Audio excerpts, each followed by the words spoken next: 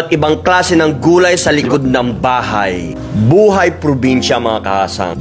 Dito sa probinsya mga kahasang, kahit wala kang malaking lupa, kung marunong kang magtanim, may panggulay ka kasi ilan lang naman ang space.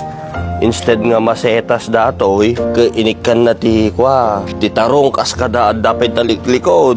Na ganun na Marami pa dito sa likod mga kahasang. Ganito lang ang buhay dito sa probinsya na meron kang maliit na ganito. May ampalaya ka na kung gusto mo magtinola. Gusto mong kahit anong luto na pang ampalaya, meron na.